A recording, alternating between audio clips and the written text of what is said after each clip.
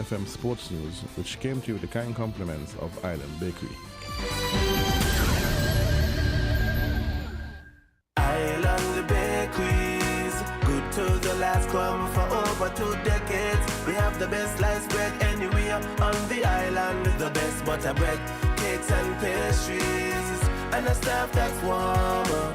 Island Bakeries, good to the last crumb. We also have island-wide delivery buses, outlets at the industrial site Bay Road and on 4th Street, opening hours from 5 a.m. to 6:30 p.m. Easy no man. Island Bakeries, good to the last crumb. Island Bakeries, good to the last crumb.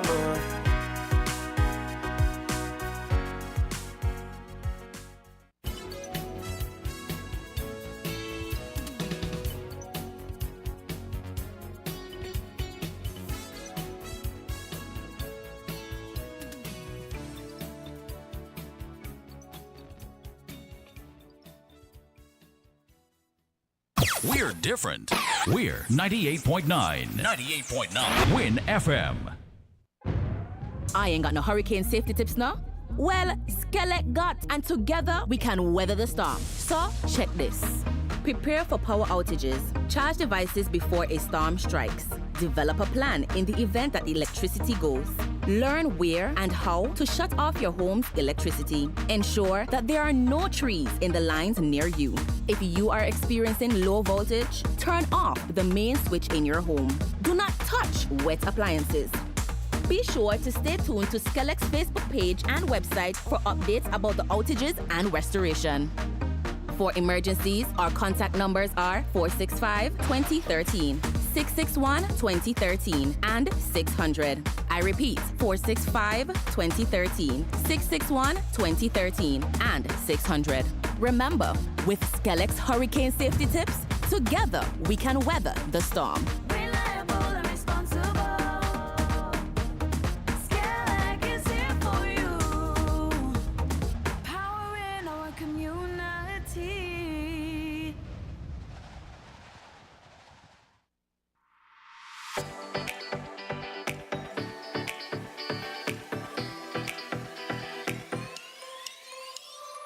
Rams the good food people, always there to serve you. Rams the good food people, locations right near you. Rams the good food people, in-store specials for you. Rams the good food people. When you need better service, Rams is always here. Better value, better prices, Rams is always here. Rewarding your loyalty, Rams is always here. We are community, we are family. We are family. Rams for you and me. We are community. Rams for you and me.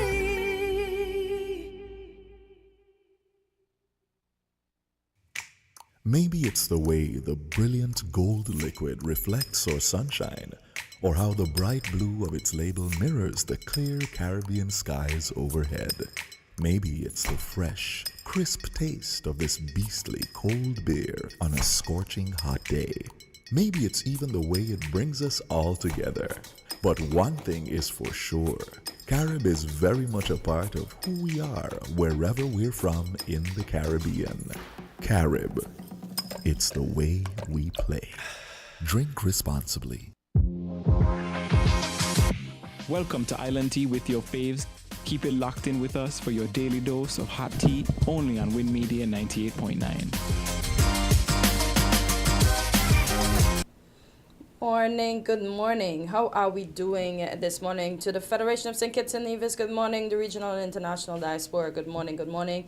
It's just about 7 minutes after the hour of 8. It is the 12th day of August 2025. I just want to send some happy birthday shout out firstly to my darling friend Sharifa Brown, to my bishop George Gilfillan, and to brother Keithley Armstrong. They're all celebrating today, and to everyone that's celebrating in the Federation and regionally. Happy birthday on behalf of us here at Win FM.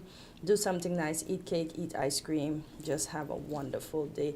As we prepare for, as we prepare to welcome back the doc in studio, today's topic, she'll be in at 8:30 for a weekly dose. It is when your liver fails. Wow.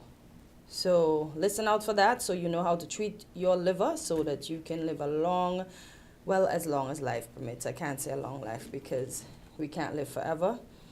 We're here today and sometimes it doesn't work out. We're gone tomorrow, but let us listen out for what the doctor has to offer today. Good morning, Quint. How are you doing today? I'm fine, thank you. And you? Trying to be better than yesterday, and I just wanted to say today is the last day of the ODIs for the West Indies and Pakistan. So myself, and I'm sure a couple other folks, are keeping everything crossed on our bodies, hoping that they win so that we can finally win an ODI, man. Because the series is tied right now, 1-1. So I'm hoping they win today so that we can really celebrate. Because we see when they win, they have the momentum, but I just want them to keep that momentum. I want to keep them, I want to keep the fire at their feet so they know we're rooting for them, but we want good results. Yes, most definitely. Yeah, so that game starts at 9:30 a.m. in Trinidad. So for those of you tuning in, watch the game, support the gentleman in maroon. All right, what's next on the table? Oh, yeah, CPL. We have an interview at 9 with CPL again. CPL starts on Thursday. Yeah. Can I trust that you're going to this one? Lord, I can't get him out of the house. And that game, we play against Antigua. Then we play Guyana. Then we play, I want to say the Kings and then the Royals. I hope I didn't mix it up. But yeah, those are the games that we will be playing. I'm excited about Thursday. I have both my flags ready because, once GT playing St. Kitts, we're back in. But once St. Kitts play anybody else, GT. But once St. Kitts playing anybody else, well, you got to do what you got to do on days. But when St. Kitts is playing anybody else, it's all about St. Kitts. Nobody will shout louder than this cricket fanatic right here. So, is there anything else on your plate? Yeah. I noticed I know sometimes we don't mention our counterparts over the water, but we do try to keep them in the midst of things. But I know they recently closed out Culturama, and give me one more time to boast. Guyana took the Culture Queen crown back to Guyana for the 1, 2, 3, the third time. So we're just waiting for 4 and 5 and all the way up. So congratulations to Shaddai Manasana. Congratulations to Miss Nevis. She came first. So kudos. And I think the points weren't that off. Okay. So the competition was tight. So congratulations and commiserations to all the ladies that took part in that pageant and all the other pageants. To the Miss Culture Queen, congratulations. To everybody that won, congratulations. And it was a safe Culturama. But I noticed though, we've had some incidents since then. There's a young man that was stabbed. He ended up he's being hospitalized. He said he was in critical condition. I saw robberies where 2 ladies were accosted. One whilst walking home from work from Paradise Beach, and the other, she was opening her door when the person accosted her. So we have to be mindful. Let's just be vigilant. And for the persons that think it's right to commit these acts, you'll be caught. I did hear in the news that robberies on Nevis were being investigated. So, yeah. Yeah, listen, when you think all is well, something always just goes awry. And it doesn't make sense. Just let us just play nice. Like, go and work. Yeah. Hardworking people are working to make a living. You can't just want an easy life and you just think you could take it away from people. We wake up, we go to work, we do what we have to do to ensure that we have what we need to survive. So you can do the exact same thing too. You don't have to be out there causing harm to people, because one of the ladies that was accosted with a knife, because both of them were accosted with a knife, and it's seemingly the description is the same. Okay. The first lady that was accosted, she got cut on her hands. Wow. So we just need to not be unkind to each other. Good morning, caller. You're live on Island T. Good morning to everybody, and greetings once more in Jesus' name, the only Savior of sinners from their sins and from hell, and the second person of the eternal Trinity. Now, with all due respect, things cannot go right, and we are living in disobedience to the word of God. As a matter of fact, it's God mercies why things ain't worse, because we deserve far worse, you see. And one of the, we are disobeying the word of God in so many ways. For example,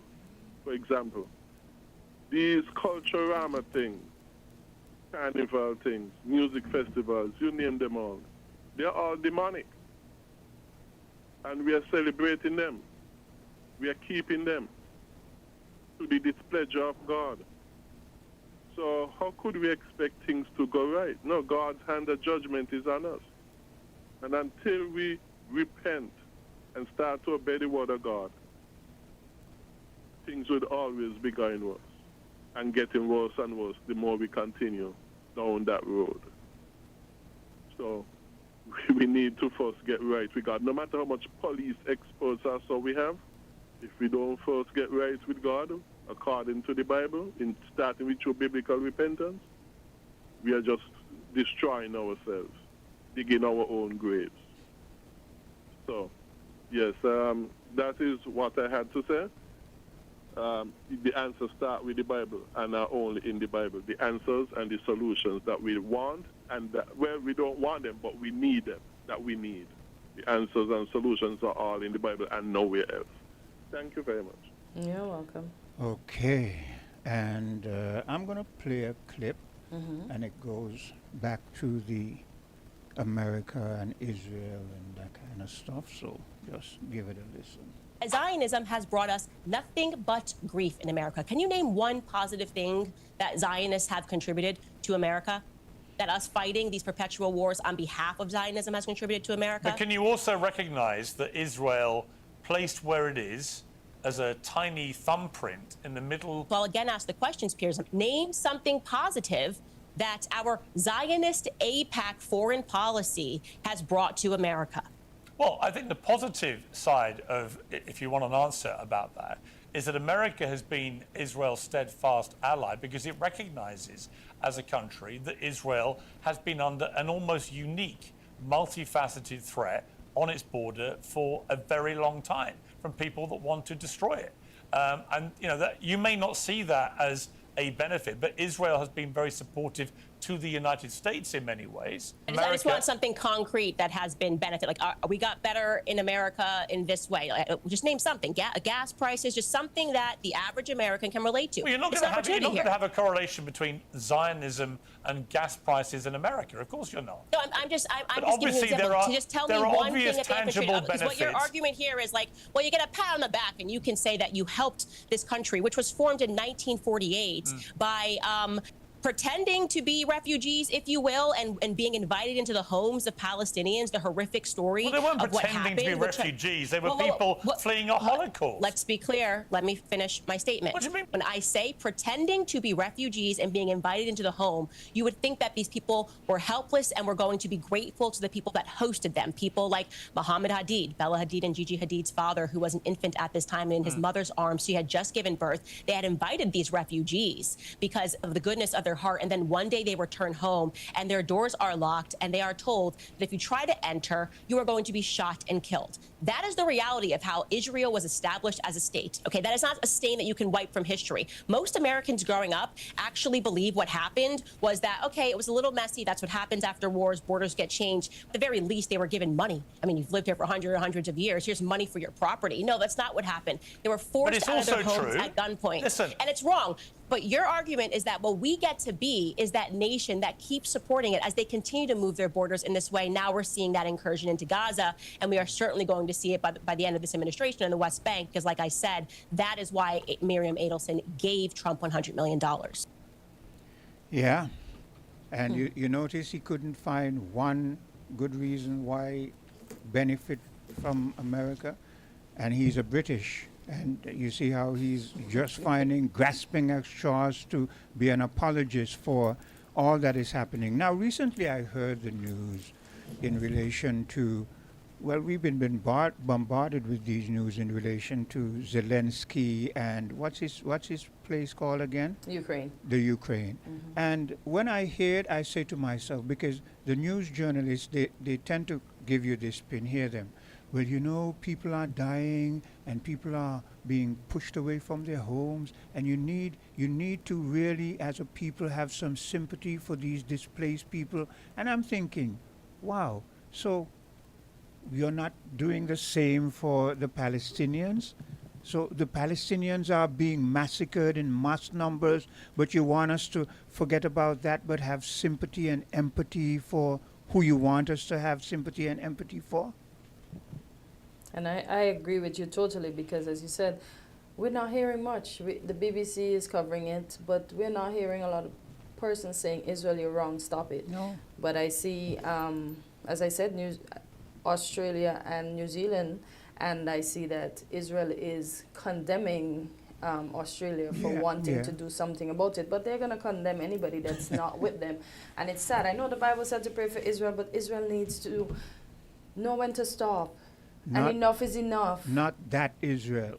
The Bible, the Israel that the Bible is speaking to is not a people who you give the name Israel and put them in a place and decide that we should just be sympathetic to them because you say the Bible, the Bible. You understand? No.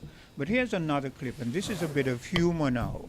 This is a comedian speaking about the double standards of the United States of America. We were founded on a very basic double standard. This country was founded by slave owners who wanted to be free. Am I right? A group of slave owners who wanted to be free. So they killed a lot of white English people in order to continue owning their black African people so they could wipe out the rest of the red Indian people and move west and steal the rest of the land from the brown Mexican people, giving them a place to take off and drop their nuclear weapons on the yellow Japanese people. You know what the motto? You know what the motto of this country ought to be? You give us a color, we'll wipe it out. Am I right? Wow. I tell you, comedians are some of the most brilliant people on the planet. The way they put things into context, and you hear it and you say, wow, you know, they're right. Yeah, because he made that so easy. Like he wrapped up history in such a small ball that you caught on everything. Yeah. Eventually they went to bomb. Because remember, they started off by saying they wanted freedom from Britain while capturing the black people and enslaving them, and it goes on and on and on. Killed off those. Yeah. Then still continue to enslave the black people. Then get rid of the Native Americans and then move further. And bomb the Japanese yellow people, So let me tell you. And now I see the trade war is, well, another 90 days has been added to the tariffs. And now Trump is hoping for 50%. So from 125, he's gone all the way down. So he's taking... Grant, you just killed me with that soups. He's gone all the way down by 75% to 50%. What's that man doing? All this man is doing is deteriorating the standards, whatever standard the United States of America had in people's eyes. He's making sure he erodes that to the minimum. That is what he's doing. Yeah. Let's take a bit of a commercial break, and we'll be right back.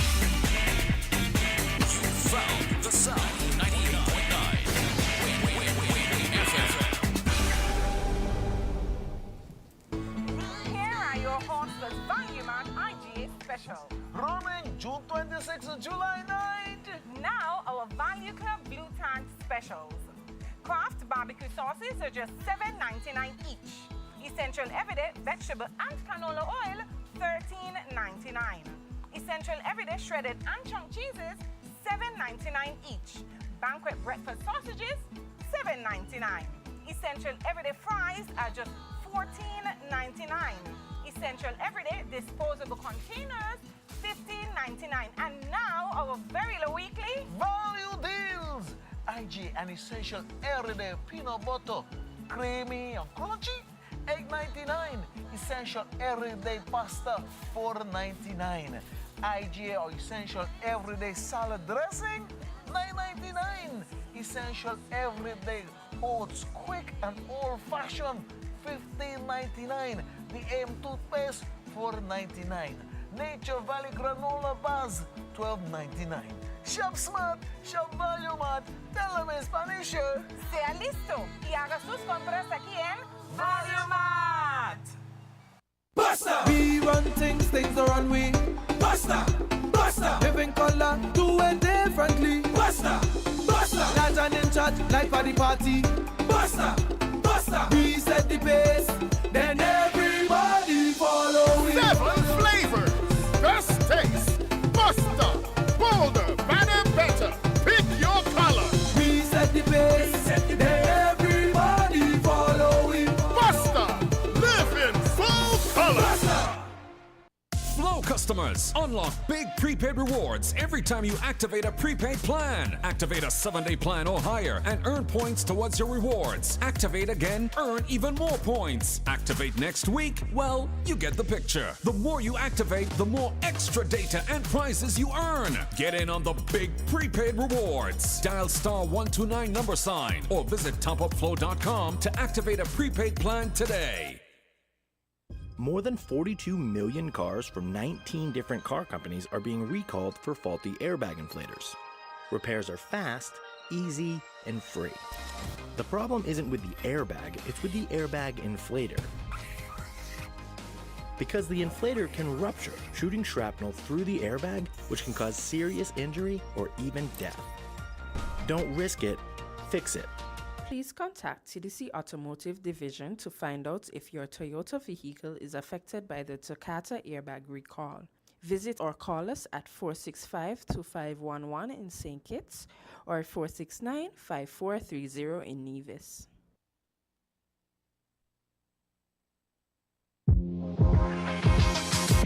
Welcome to Island Tea with your faves.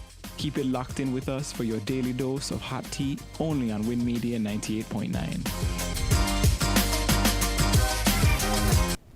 And we are back on Island Tea, and I was just looking at the article that I was speaking about. It says, Australia to recognize Palestine statehood, New Zealand may follow. And it says, and this news, by the way, it's from Al Jazeera. It says, Australia will recognize a Palestinian state in September. Prime Minister Anthony Albanese has announced, drawing condemnation from Israel. Albanese said on Monday that his government would formally announce the move when the United Nations General Assembly meets in New York. So that's what they're waiting for. And it shows you the arrogance of Netanyahu, that he could be doing such a despicable thing and yet still condemning anyone who even says something. Mind, they're not slaughtering people, they're not killing and maiming and starving people, but yet still he's condemning them. Well, yeah. We have a caller? Yeah. Caller, go ahead. You're live in Island Tea. Good morning. Good morning. Good day. Now, the government had this weekend here, they had a picture taking grinning shake hand event with Marcus Garvey's son. Yes. It was nothing more than maybe a clown show or a puppet show. And I'll tell you why. Marcus Garvey said, I know no national boundaries. The whole world is my province, is my domain, until all Africa is free. Haitian people got to get visa to come St. Kitts. It's only two places in the region Haitian could go without visa. Montserrat and Grenada. Garvey said, it's a big show they had. Garvey said, up you mighty race. A people without knowledge of who they are is like a tree without roots. The name, my name, is my master name. My language is my master language. All the church them is master church them. We only culture is master work up sexuality culture. Church them is master church them. We only culture is master work up sexuality culture. We ain't really got no pride. What are the leaders dealing with? You go around, you see a can and you grin. And that is what it amounts to. We are going further and further away from ourselves. No effort is made or is being made to rise in any form. I continue to say, I got plenty children. I got great-grand. And the last thing that I would want for my children coming is not to know the name, not to know the language, the religion and the culture, not to know the heritage, not to know the meaning of the reflection in the mirror. Where we going? We jumping up, politician and them. Trump them good. The guys are thing good. It's their workings, all of them. It happened to us. When we talk about human trafficking, we are evidence of that and the result of human trafficking. Caller. We were kidnapped. Caller. Hello? I love your look. I wish you had called, or I would like you to call back after if we have time, because right now we're on the doorstep of the doctor having our show. But this is the kind of topic I like to engage. But we won't be able to do that right about now. I understand. Yeah. I understand. So whenever you get an opportunity, call back in and on the same issue, okay? I will. Okay, you take care. Let's take a bit of a commercial break and we'll be right back. WINN is 98.9. 98.9 is Win FM. From the time that you taste it, man, you know that it's greatness. Some ice in your cup, tell your friends drink up. You know that we like it. Signal the bartender. No, we don't need chaser, but if you want, it could mix with anything. We drinking Stones ginger wine, the original ginger wine. We drinking like I say, Stones ginger wine. Greatness is forever. Flow customers, unlock big prepaid rewards every time you activate a prepaid plan. Activate a 7-day plan or higher and earn points towards your rewards. Activate again, earn even more points. Activate next week, well, you get the picture. The more you activate, the more extra data and prizes you earn. Get in on the big prepaid rewards. Dial *129 # or visit topupflow.com to activate a prepaid plan today. Just checking in. Are you ready for 48 hours of savings? Yeah, but at TDC, no, your Flo that has day a problem. specialists are ready to Yeah, serve so that you. redirected Shop you. around the clock, in store and online at shoptdcgroup.com. Save 20% off your purchase, plus the reduced VAT offer on Friday 15th and Saturday 16th August 2025. Whether you're sprucing up your home or vehicle, upgrading your tech, or getting ready for back to school, TDC has what you need. Get it all at the TDC Home and Building Depot, TDC Automotive Divisions, and shoptdcgroup.com. Mark your calendars, Friday 15th and Saturday 16th August. Shop for 48 hours of unbeatable deals with TDC, your that day specialists. Terms and conditions apply. See stores for details. TDC, together we succeed.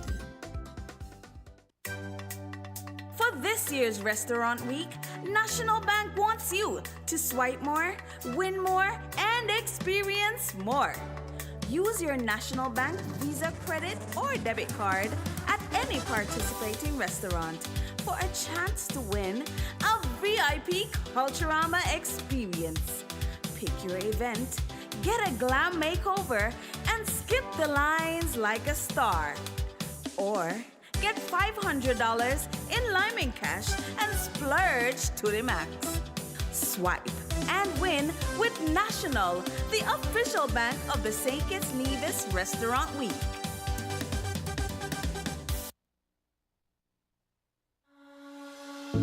Let's stop child sexual abuse. The age of consent is 16, yet our 15, 14, 13, 12, 11, and 10-year-olds are becoming victims of sexual abuse and exploitation, which is being forced into sexual activity before they are old enough to decide. This causes mental, emotional, and physical harm to our children. Parents, it is your responsibility to protect and to educate your children. Develop a relationship of trust with your child. If they trust you, they will tell you. Child sexual abuse cannot be our norm. We must work together to correct this. Help us prevent, help us protect, help us prosecute. A message by the Department of Probation and Child Protection Services. Contact us at 467-1311 or 662-6833 for more information.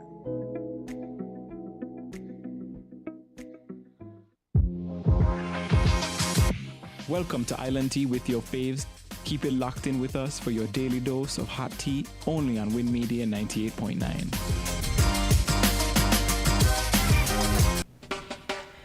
And we are back on Island Tea, and as mentioned before, we are on that time. We welcome back Dr. Natalie Osborne back to our studios, and today's episode of Weekly Dose, as I mentioned before, the topic is when your liver fails. So, Doc, take it away.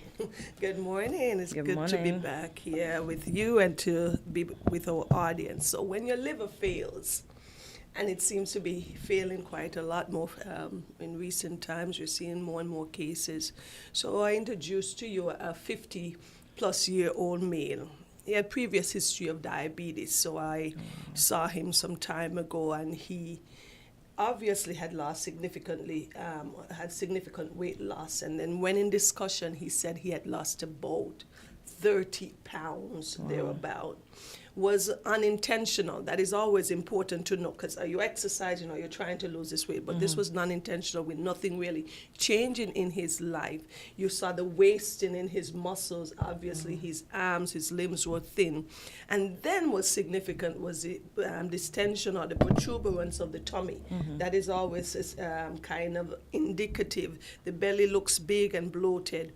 The eyes were looking yellow and dark. The urine was reported as being dark and intense in color, all right, and the stools were lighter. So this swelling or distension in the tummy is indicative of fluid buildup as a result of the liver not working as it should. He had significant fatigue, his energy was low. His wife stated that he was becoming more and more confused. Hence the topic. So sometimes you talk to him, it seemed like he's not really there. And that was all part of the symptoms as the liver starts to fail. Wow. So let us talk about liver failure and what it is. So it simply means that the liver, which is like one of the biggest organ, and an organ that is so essential that we cannot live without it, is losing its ability to function. It's essentially shutting down, all right? You cannot live without your liver because it has in total hundreds of functions, and it supports the other organ structures and systems like the heart, the brain, the liver. And so if your liver is not functioning, your health fails, and you would have all of these symptoms. And this ultimately, if not addressed, leads to death. Boy, we know when that shut down, that's it. So what are the functions of the liver?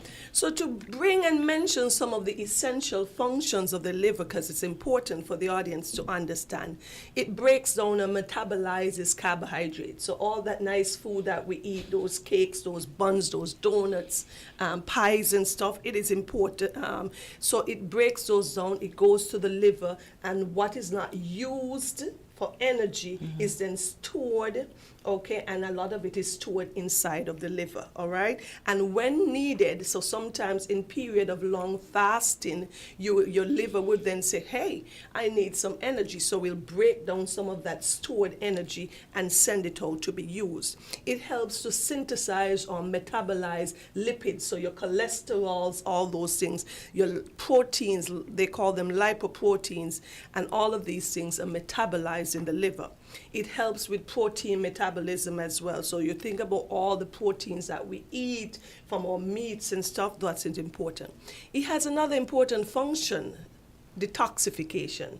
Everything that we eat goes to the liver, and it has to detoxify it, okay?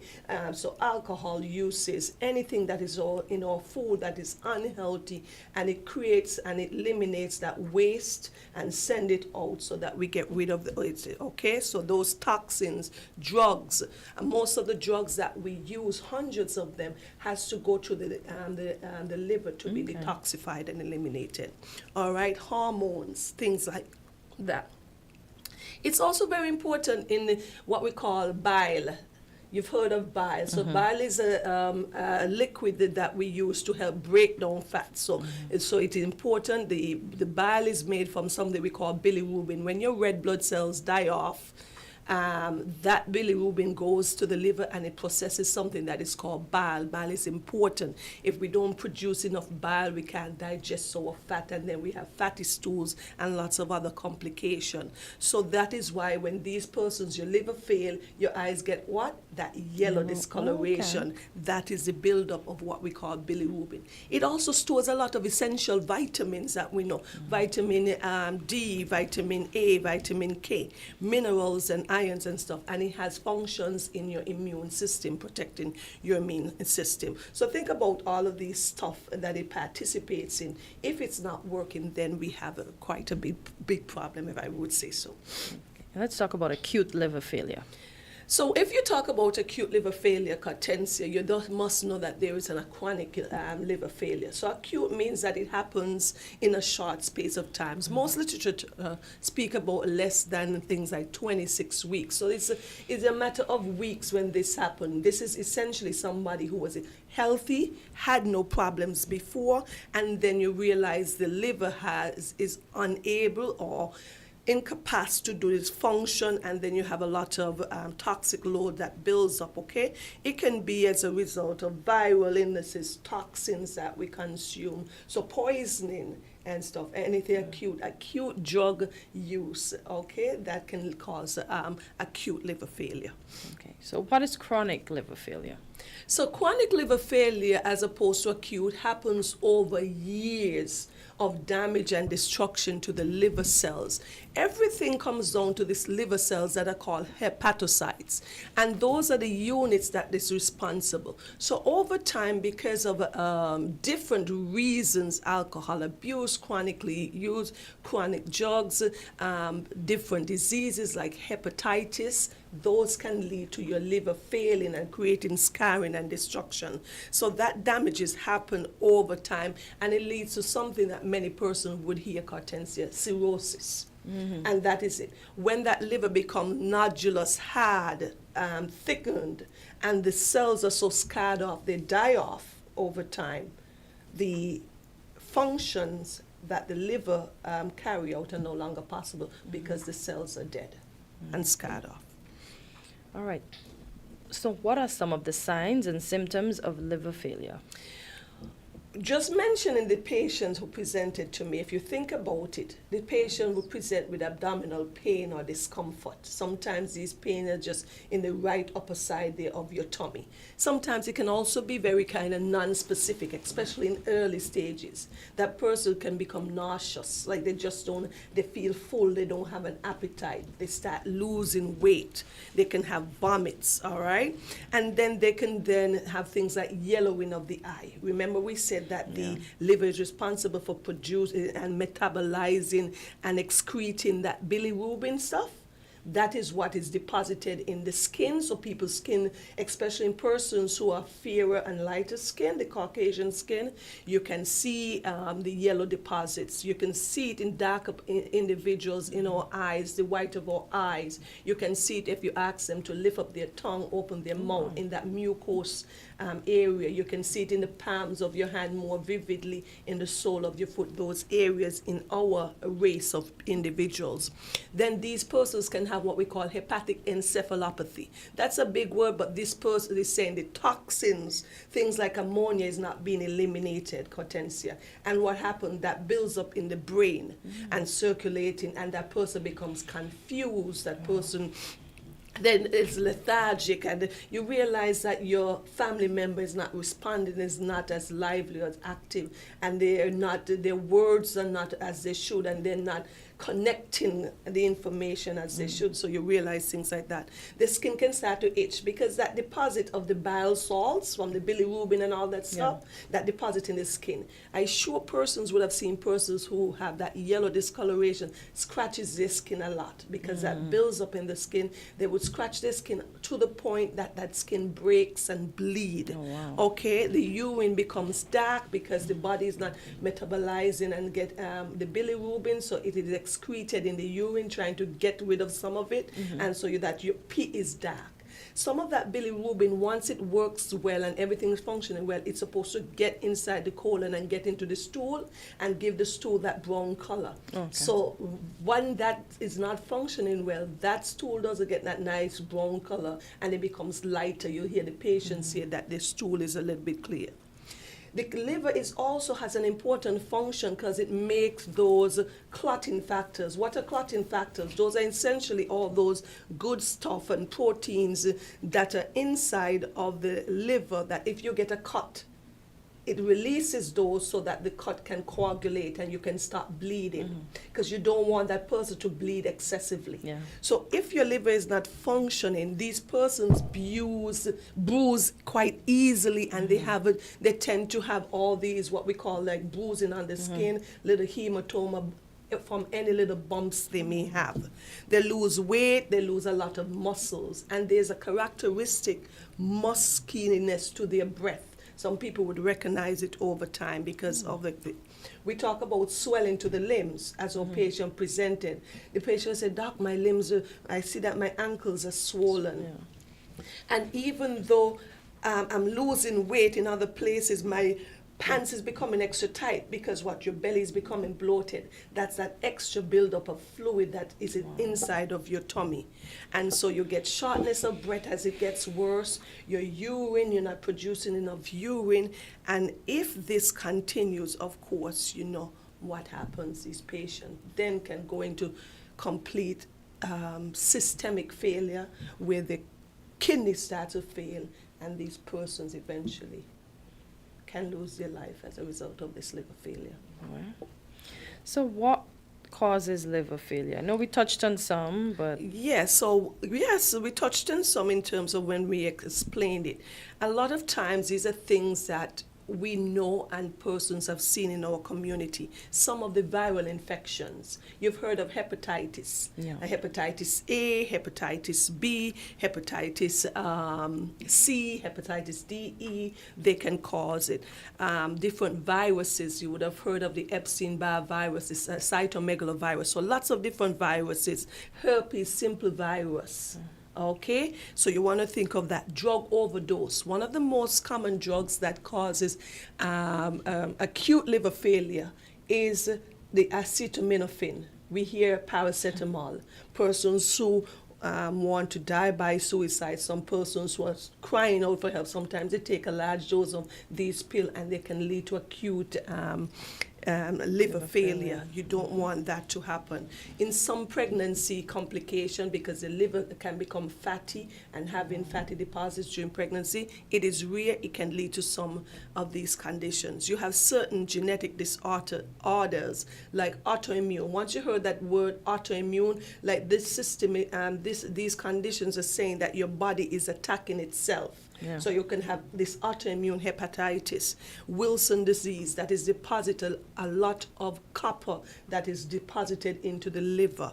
So there are lots of different things. Some persons, you've heard about mushroom poisoning, persons who take these wild mushrooms and use it, that can lead to acute liver failure as well. And cancers, if you have stage 4 cancer, any cancer that spreads from its point of origin and it gets to the liver, what does that do? That leads to liver failure because the cancer cells overtake the healthy hepatocytes or liver cells, destroy them. The liver is unable to do its function, and that ultimately what leads to the death of the individual. The cancer said, don't seem depressed. It's not to discourage you. No, everything just makes sense now. That's the idea, making science and making medicine easier to explain all of the symptoms that persons have. So what causes chronic So liver similarly to some of the things that cause acute liver failure, especially things like drugs and poisoning, in chronic liver failure that tends to occur over a longer period of time, one of the biggest things is hepatitis B and hepatitis C. Those can lead to ultimately that cirrhosis that can then lead to that failure. You have chronic alcohol abuse. You've seen it often where these persons over years and years of alcohol abuse can lead to liver cirrhosis. That means scarring and destruction of the liver cells, and those individuals can have that. You can have a hepatitis, we mentioned that. Anything that obstructs the liver and the ducts that are inside of the liver, and though it's not resolved, those scarrings and stuff narrow off the ducts and the bile is not able to flow, that eventually leads to destruction of the liver cells and over time can lead to liver failure. Autoimmune disease, we said, there's some heart disease or cardiovascular disease. So if you have things like right heart failure, it can then lead to liver failure as a result. So these are some of the things so that persons can have an idea of what happens when we say person's liver is failing. And it's classic because persons, immediately you could tell something is wrong. That person's eyes are yellow, they're thin, their belly is protuberant or distended, and they just do not look well. But the yellow eyes, before we go into how the liver failure is diagnosed, couldn't the yellow eyes be associated with something else? No, commonly the yellow eyes is jaundice. Yeah. But jaundice have different causes. So then you're going to go into the breakdown of the cause where actually this jaundice is occurring. So sometimes think about it. You know that you've heard of the newborns, they say put them in the sun because they have a little bit of extra jaundice. Yeah. Yes. That is what you call where the cells, the red blood cells, break down in the initial state after the baby is born. And it produces a lot of that bile, and that then it's metabolize and create that bilirubin and that bile and excretes. Over time, the baby resolves with that. You got some of them, if you have a cancer or tumor inside of the liver, you can have that yellowing of the eyes. So the yellowing of the eyes is simply called the jaundice because it's a buildup of the bilirubin. But there are multiple different reasons for that. And then you're going to have to break it down, whether it is a result of problem inside of the liver or outside of the liver. Oh, wow. So how is liver failure diagnosed then? So of course you're going to look at the symptoms of the patient, Hortensia. The patient comes to you and you see that they have lost significant weight when you examine them. You see that yellow discoloration of the eyes. You see that their skin can be dried, thinned out. You see the muscle wasting. Even that, you ever see that hollow in the temple here? That is the temporal waste in there. That's the temporal area, and that's wasted. You see that hollowness in the person. Then that person can then have swelling to the limbs. You realize that they're having extra fluid leaking out of the blood vessels and depositing around the ankles, and so that's how they have the edema. And when you touch their tummy, you see that the tummy is distended. You could feel that the liver is enlarged. We call that hepatomegaly. So you feel that liver is much bigger than it should be. And then, of course, you want to do diagnostic studies. Do your labs. We often speak about get your lab work done. Yeah. So you want to check your liver and all those enzymes that are responsible, that are inside of the liver. Once the cells are damaged, these enzymes leaks out into the blood and they're increased. So you know that there's destruction that is happening inside of the liver. So these blood investigations will help you. Then, of course, you have imaging. You have your ultrasound that could tell you how the liver is looking, if it is increasing inside, if it look coarse or nodular, suggesting a cirrhosis. If you see any tumor inside there, you can get a CT scan for more information, or even an MRI. So all these studies help, and ultimately to help you conclude what is the cause of this liver failure, then you need a biopsy. You need tissues from the liver to then say what it is that's causing this failure. Okay. Let's talk about the treatment, because once I hear liver failure, I just think everything gone down the drain. So let's talk about the treatment for liver failure. So the treatment, Hortensia, it's going to be wide and broad, and a lot of depth to it, but it's going to be determined typically by the underlying cause of it, whether it's acute, whether it is chronic. Do you understand? What is the cause of the thing? If it is acetaminophen toxicity, you can use medications to help with that. Okay. You can do gastric lavage, like flush out the stomach, try to get rid of that those drugs, that deposit that the person would have consumed. Certain toxins that you can resolve. If it is a hepatitis, a lot of time it can resolve on its own, but with support. Sometimes the treatment is just mostly supporting the patient, okay, with some of these associated symptoms. In cases where the liver fails, you're going to need a liver transplant, and there's no way around it. All right. So most of the times it's going to be supporting this individual with IV fluids, with drugs to help build back up your hemoglobin, because it drops off, drugs to help with that bilirubin that builds up and help with the symptoms, drugs to help getting rid of the extra fluid that builds up. You want to then give them antibiotics if that is needed in certain cases, because if the liver fails, then by association the kidney tends to fail. Some of these persons going to need dialysis to get rid of the extra toxins and stuff that are built up inside of the body.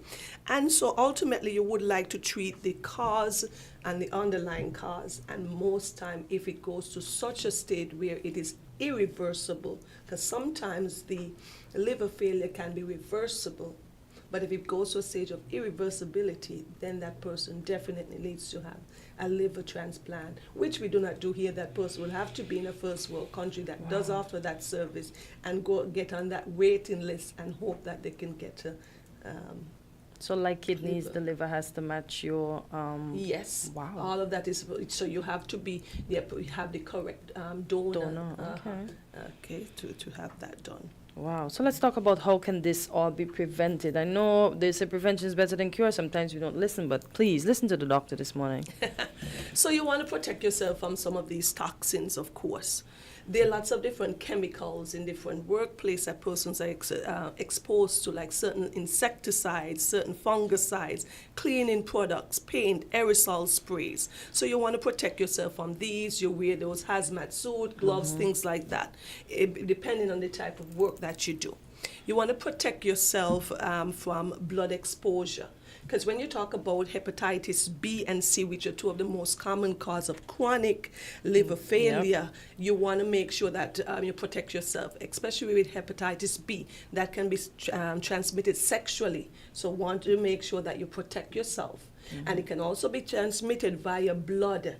So a person who uses illicit drugs and you share drug paraphernalias and those things, that is how a lot of these individuals who are homeless drug abusers, they can then go on and have hepatitis B or hepatitis C. You want to practice safety with your food so you don't get any food poisoning, any toxins. You don't want to abuse things like your acetaminophen, certain antibiotics, certain drugs can lead to acute liver failure because of certain toxins. You want to get vaccinated. There's a vaccine against hepatitis A, hepatitis B. You can do things like that.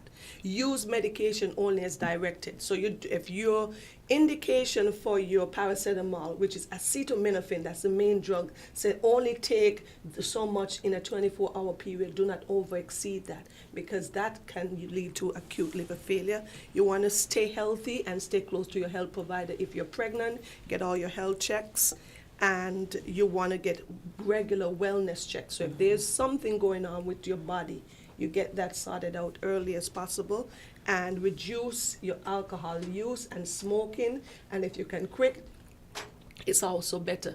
I saw a literature recently saying there is no reason for anybody over 50 at all to be using any alcohol. But that's going to be another discussion for another day, but we know that.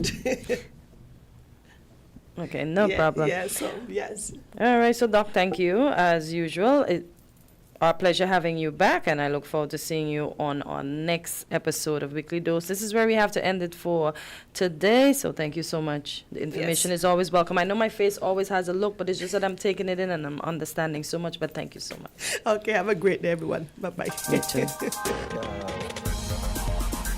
We're different. We're 98.9. 98.9 Win FM.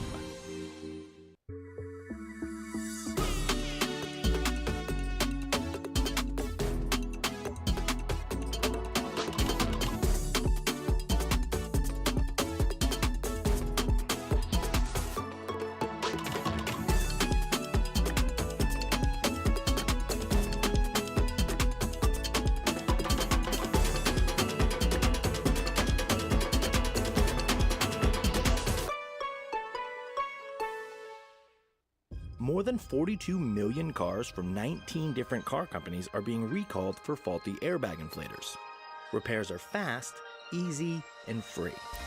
The problem isn't with the airbag, it's with the airbag inflator.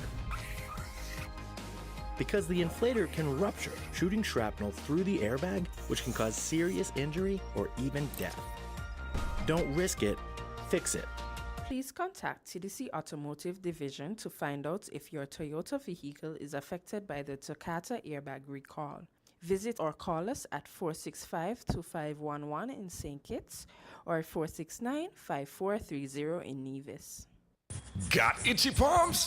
That's a sign money could be coming your way with Scratch and Win from Caribbean Lottery. It's the easiest way to win instantly. No waiting, no fuss. With tickets starting from just $2 up to $20, win over $35 million in prizes. The higher the price, the bigger the prize. So scratch today for your chance to win up to $200,000. Available at Caribbean Lottery agents island-wide. Must be 21 years and older to play. St. Kitts and Nevis, it's time to celebrate! We're raising our glasses and saying cheers to 20 years as your trusted telecommunications provider. And because we love our amazing customers, we're giving you the chance to win. Every week, we've got exciting prizes just for you. And that's not all. Step into a cash vault for a shot at $2,000 in cash. To qualify, switch to Digicel, activate a 3-day plan or higher. Pay your bill in full. Sign up for postpaid or a new Digicel Plus internet package. Stay connected, keep enjoying the best service, and get ready to win. 20 years strong, and we're just getting started. Visit a Digicel retail store today. Are you ready for 48 hours of savings? At TDC, your VAT Day specialists are ready to serve you. Shop around the clock, in-store and online at shoptdcgroup.com. Save 20% off your purchase, plus in-store and online at shoptdcgroup.com. See stores for details. TDC, together we succeed. Welcome to Island Tea with your faves.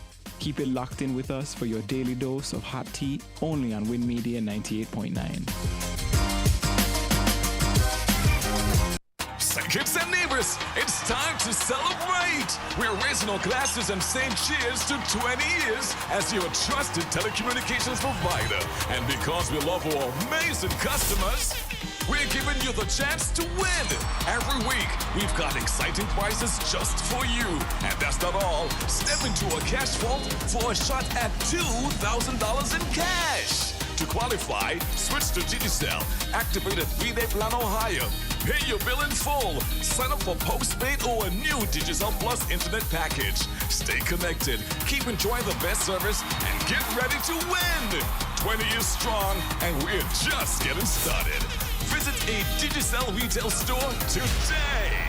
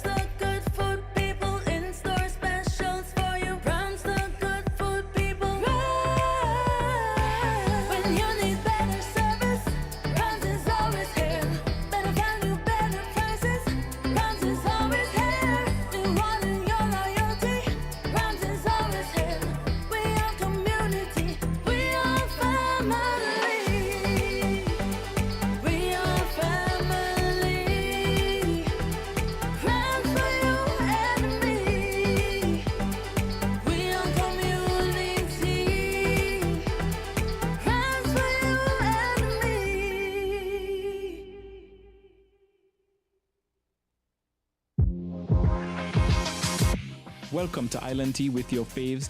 Keep it locked in with us for your daily dose of hot tea, only on Win Media 98.9.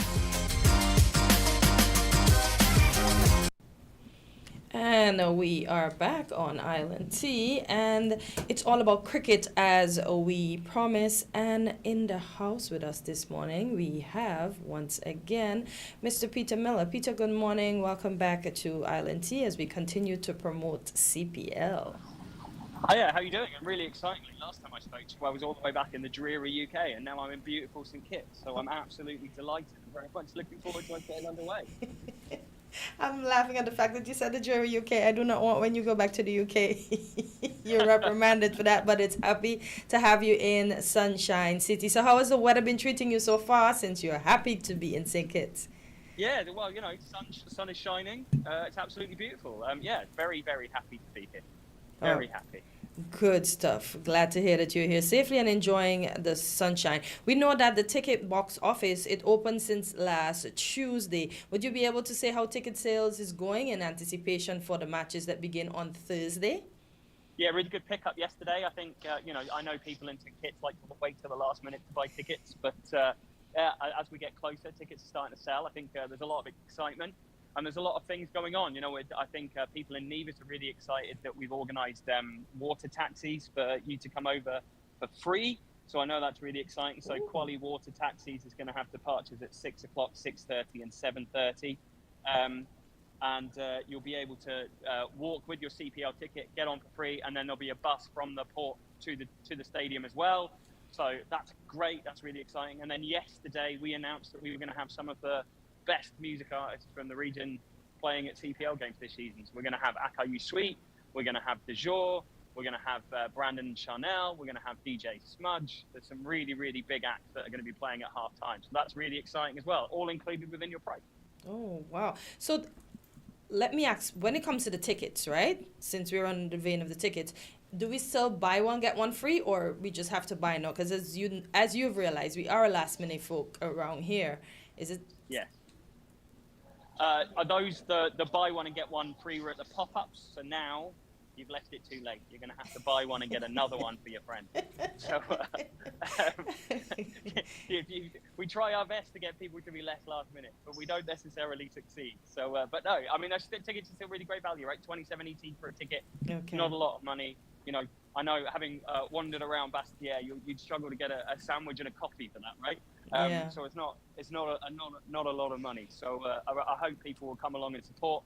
There's a lot of entertainment going on. We've got some really, really exciting in-stadium activations. And what I've noticed doing these interviews is we've got all of this other stuff going on. And what I'm failing to mention is the fact that you've got some of the very best cricketers in the world here in St Kitts ready to entertain you with absolutely fantastic cricket. And one of the best stadiums to watch cricket in the Caribbean at Warner Park, where sixes fly for fun. Yeah, out of the park, as Chris Gill would call them. Yes. Let us speak about the players that are joining the Patriots. We know the Louis brothers are on. We are excited about that. We're going to come out in our numbers in support. But let's talk about the other players that are joining our Patriots as we kick off the games on Thursday. Yeah, there's some... obviously, all the teams are going to be coming here, and they've got some really great players that are kicking around. I've just seen Shakib Al-Hassan, one of the best players in the world, who's going to be playing against the Patriots on Thursday. But also the Patriots have some really, really exciting talent, not least the local boys, Mikhail Louis and Jeremiah Louis, who I know people are really excited to be seeing. All right, we see our first game kickoff against the Antigua Falcons. Are you aware of persons that will be traveling from Antigua to support their team, or they'll be supporting via tele? I hope so. It'll be really great to see some Antiguan flags in the background, right? I mean, for us, it's really important to try and be talking about that rivalry, right? Your closest neighbours. And it's, I know that there's going to be bragging rights going on, right, in terms of who wins that game and who doesn't. But I know that what the Patriots want is lots of green, black and red flags flying and supporting St Kitts and Nevis. So I know that they'll want to make sure that you guys are repping them and are making lots of noise for when they do well. Let us speak about the previous events that you would have had. You said you had a good turnout in Nevis. What about the pop-ups you had on courts, or in front of courts, I should say, in Bastia? And what about the drive around you had on the first in Newtown and St. Peter's? Yeah, really great. I mean, we've had the CPL trophies with us, which of course the huge splash, right? People get really excited with the opportunity to see the trophy. I get quite blasé about it because I see it all the time. But, I know people are really excited to be taking photos with it. And we've had players there as well. So they've been able to get a photo with the players and with the trophy. And it's been really great. The reception whenever we go anywhere is always really exciting for CPL. So, yeah, it's been really good. It's I think the excitement is starting to build. I hope people will be going along and getting their tickets over the next couple of days. And we'll see a lot of people turning up and enjoying the cricket in Warner Park. And all of the matches are night matches, right? No, on Sunday we have a big game against Trinbago Knight Riders, 17th of August. That one's at 11 a.m. So if you're going to come along to that one, you want to have a nice afternoon, a nice Sunday afternoon, finish church, come along to the cricket, and watch the Trinbago Knight Riders, who are a big team. You said 11 a.m., right? 11 a.m. on the 17th. All the others are at 7 p.m. 17th is on at 11 a.m. I must say, you would have done your research, because most churches start early at 8 and finish around 10. So you very well know what you're talking about. Well, I know that people like that. I know how I've come here before. I know how people like to spend their Sundays. So I'm hoping you'll have time to go home and get changed, because you don't want to be coming in your church close to the cricket. Right? Get along to the cricket. Enjoy yourself. Okay. And let me ask, how has preparations been? I see the lights on because I don't live too far from the stadium. I normally see the lights blaring at night. I guess they're making sure everything is working well. How are preparations coming when it pertains to the venue and the field? Yeah, I mean, there's a lot to do. Obviously all the broadcast equipment is here now. The crews arrived. I've seen them walking around there going and getting set up today. So we're going to be ready to go. The pitches are going to be ready. They're always really good here at Warner Park, and I'm sure that having had international cricket here just last week, the grass and everything else is going to be in great condition, and things are coming together. There's a lot to do. Thankfully, for me, I don't have to do a huge amount of the ground. I just have to try and get people to come. That's my job. But because it's hot out there. But yeah, things are coming together, and I think we're going to be. We've obviously done a lot of cricket at Warner Park, the place where there's been more CPL games than anywhere else, and the team know what they're doing. They'll come together, and anyone who's come along to CPL games knows what a great experience it is, and we're hoping that it's going to be even better this year with those new innovations and the fantastic music artists that we've got. Yeah, I know people are going to show up because, as you mentioned, those are big artists here in St. Kitts, and people support them wherever they go, including here. So they're going to be looking forward to those halftime shows. Is there any other new development that would have happened since our last interview that you can mention today? But I think I've mentioned most of them, to be honest. We're going to have some really cool big screen activations and stuff. And obviously these artists, that's the big one that we've announced those since we last spoke.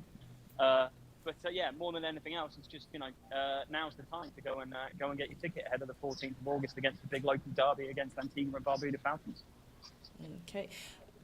Early. We know some folks come early because they want the best seats, they want the screen time, they want the paraphernalia that's given out. The only thing I didn't get at the last match, because as I said, I love cricket, was the, what do you call that? The whistle that sounds like a conch shell. Will there be any freebies for persons arriving early so we can get persons in the park early so the matches can start on time? I know the matches start with or without them because there's a time schedule for everything. But will there be any paraphernalia being given away? There'll be our sponsors there handing out stuff to people. So I'm sure that they'll be able to get their the different stuff that will be there to hand out that there is every single year. And exactly what there will be, I'm going to find out with you to see what I can steal. I get there earlier than everyone else, right? So I've got even more of an opportunity to go and get stuff. But I'm sure I will find out with you, and it will be really exciting. Indeed. And let us talk about gear. Some of us like to dress up, go represent our team. Where can we find, do you know where we can find cricket gear so that we can dress like our team and support our team to the fullest? Yes. Head down to the box office and they'll be able to sort you out there. Okay, so at the box office. You'll be able to get your Patriots merch and come along and represent. All right. Anything else before we close out this morning? Box office is open at Warner Park. You can get tickets online at cplt20.com, and I hope we see everybody there. Alrighty. Well, Peter, it's always a pleasure chatting with you. I know you have, I don't want to say the easiest, but I think it's still the hardest part because you're head of PR and communications. Thank you so much for coming in and chatting with us once again here on Island Tea, and I look forward to Thursday. I look forward to the start of the games. I look forward to the paraphernalia. I look forward to the cheering and everything, and I know you look forward to the same. Absolutely. I can't wait to get going. Speak soon. All right. See you on Thursday. Take care. Bye now. You too. We're different. We're 98.9. 98.9. Win FM. St. Kitts and Nevis, time to get charged up for the Fuller Energy Home Series. West Indies is back at Warner Park as they take on Australia in 3 action-packed T20 Internationals, July 25th, 26th, and 28th at 7 p.m. So round up your crew, bring your flags, and come to rally with the men in maroon. Get your tickets now at westindiescricket.com. Physical tickets would be available at the Oval Box office from July 21st.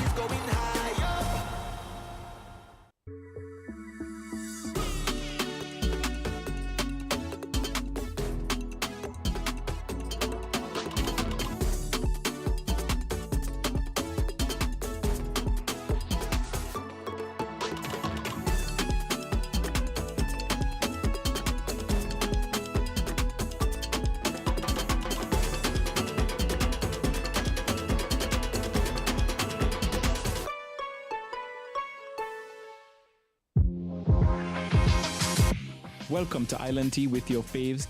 Keep it locked in with us for your daily dose of hot tea only on Win. More than 42 million cars from 19 different car companies are being recalled for faulty airbag inflators. Repairs are fast, easy, and free. The problem isn't with the airbag, it's with the airbag inflator. Because the inflator can rupture, shooting shrapnel through the airbag, which can cause serious injury or even death. Don't risk it, fix it. Please contact TDC Automotive Division to find out if your Toyota vehicle is affected by the Takata airbag recall. Visit or call us at 465-2511 in St. Kitts or 469-5430 in Nevis.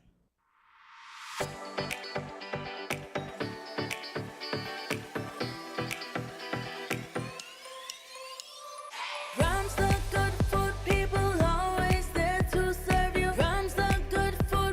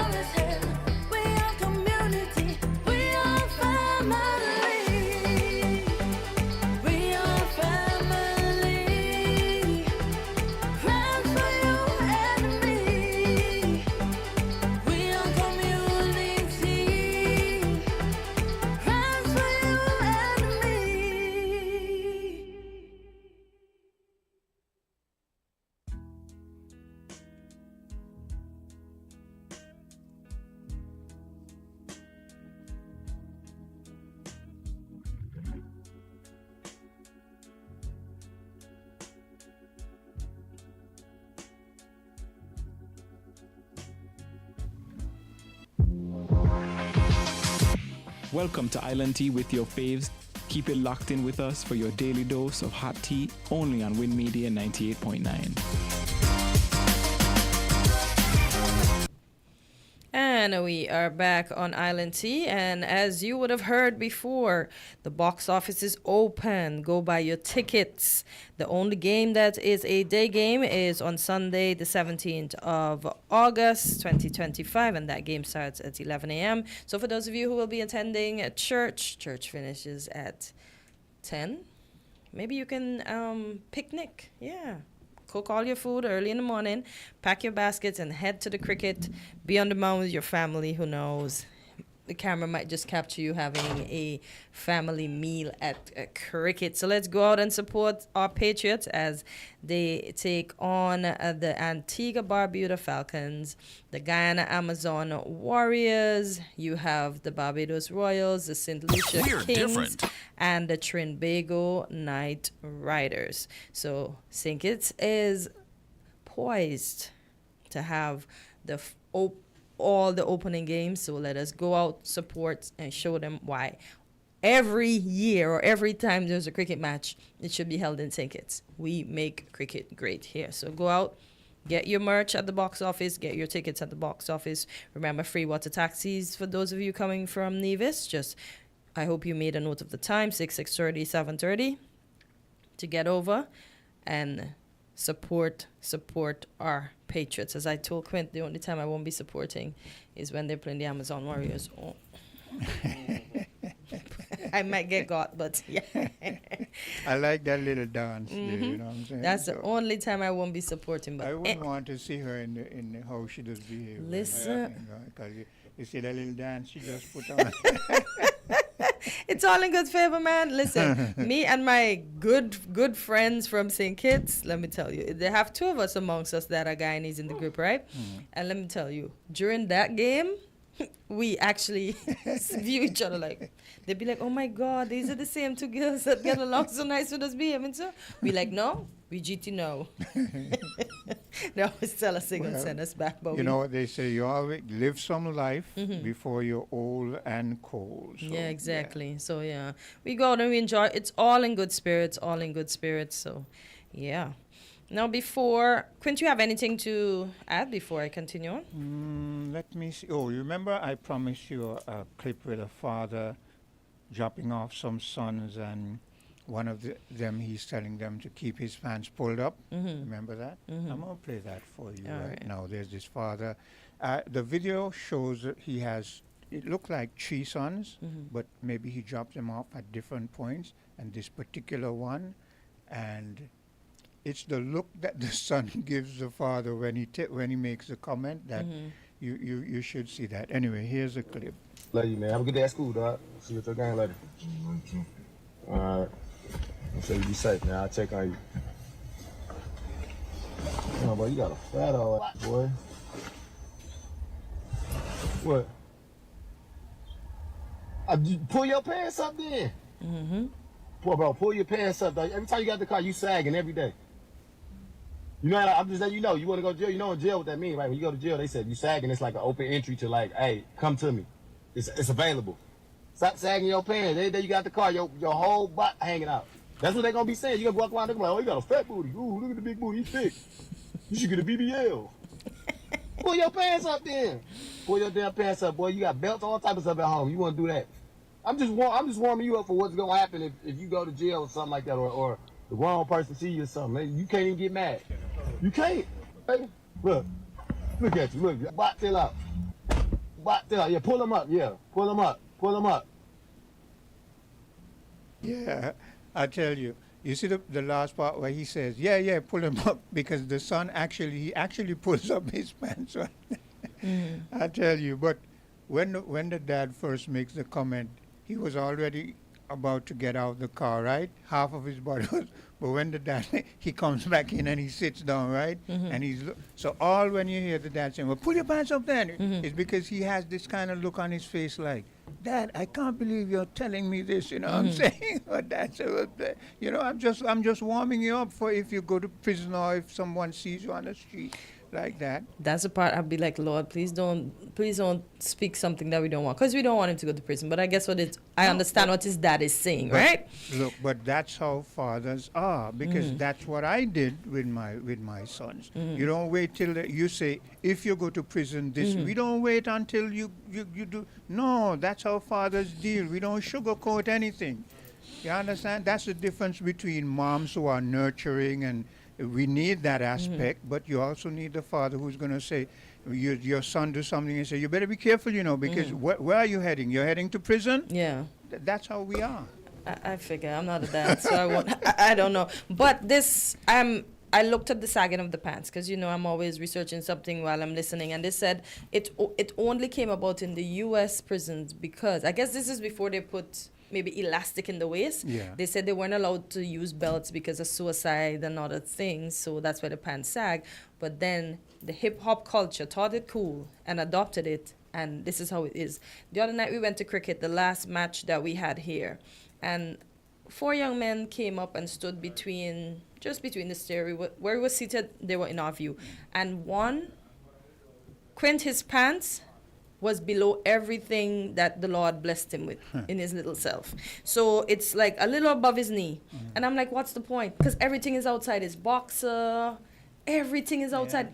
It just left for you to see the end of the boxer. That's how far the pants was. And I'm like, what is this? You can't run if we need to run out of here. How are you going to do it? Look, you see that run that that's one of the biggest jokes cops have. I hear cops killing themselves when they get together and they say, when they go to and the person, they say, he's trying to run. You imagine you're trying to run with your pants down around your knees. And the skinny pants trend. You see the one that the Jamaicans had, the Guyanese have it too. When I see, and Trinidad, these boys have these skinny pants, Quint. And it's almost just above their knees.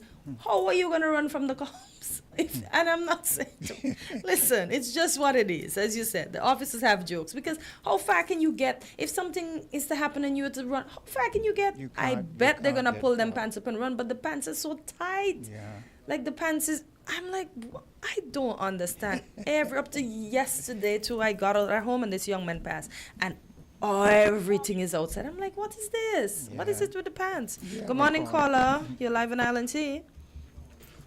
Hello, it's me again. I think that it would be nice if it is possible that when you play those video clips, if for your YouTube viewers and Facebook viewers, I don't play the video. I play the audio. Only the audio. Oh. Yeah. Oh, okay. Yeah. Okay. That is why I try to at least describe a bit, and then maybe you can go and see. Yeah. Go ahead. Okay. Okay. Yes. Because I was wondering if you could have pulled up the video itself. No, I don't play the video. Yeah. It's too much work. Okay. To have to do that. Oh. Okay. Quint, yesterday on Voices, y'all was speaking about the fair share thing, and it was between St. Kitts and Nevis, and it was mentioned that we just pick up the taxes. Okay? Yeah. Well, that ain't really true. That's not true. At least not today. Maybe probably back in the 80s. That would have been true. At least for the most part. For the most part, it is not true. For the most part. Because, for example, where corporate income taxes are concerned, in the 80s, we used to pick it up here in St. Kitts. But today now, the vast overwhelming majority of the corporate income taxes are picked up in Nevis. You mean for Nevis? Yes, for Nevis. Yes. Sorry. Thank you for the clarification. Yeah, so what is wrong? So what is wrong with that? No, I'm not saying it is wrong. Oh, okay. I'm not saying it is wrong. All I'm saying is that Nevis does pick up their own taxes now. So I do not know how that would factor in where the discussion of the fair share is concerned, because like I say, in the 80s, the St. Kitts used to pick it all up for both St. Kitts and Nevis, and then they get their share out of it. And then they didn't get their fair share out of it. So you might as well say that. St. Kitts used to Well, pick I it don't all know. up. St. Kitts used to pick it all up, and then they didn't get their fair share out of it. But now they get what is due for them. Right. So maybe they're getting the fair share now. Maybe. From that aspect, but remember there are other aspects of other things. Remember running a country. Remember running a country has many different facets. Okay, so you have to look at all the different intricacies and that kind of stuff, and that is why they have that is why we have a civil service to look after all of those different aspects that an incumbent needs to govern a country. So when it talks about fair share, can I ask if let me make it federal. If the federation gets $10,000, you mean Nevis is supposed to get 5 and we're supposed to keep 5? Bearing in mind that we have a bigger population, when it comes down to fair share, that point you made comes into consideration in terms of population numbers and that kind of stuff. But I think the fair share issue that Nevis is presently having is mainly to do with the CBI. I think that is their. So are they asking for half of what is made in the CBI? I don't think they're asking for half. What they're asking for is their fair share. And it seems as if though when they do their calculations, it doesn't add up. It doesn't, come out to what they feel is their fair share. Because they do get certain things, and then again the federal government is responsible for certain things. But they have been saying that when it comes to the CBI, they have not been getting their fair share. And there are a whole lot of different variants that comes into play with this, because again, we've never been given the figures as to the CBI, intakes and all that kind of stuff, and so we're none the wiser for it. So we can't say yea or nay whether they have been getting their fair share, but they have said they have not been getting it. Because I would want to know what is his meaning of fair share, and what does fair mean to him? The Constitution, I think, spells out what percentage Nevis is to get and what percentage we are to get. But like I said, today Nevis is picking up, it's like in the 80s, because today Nevis is picking up the overwhelming vast majority of the taxes. There are exceptions. Yeah.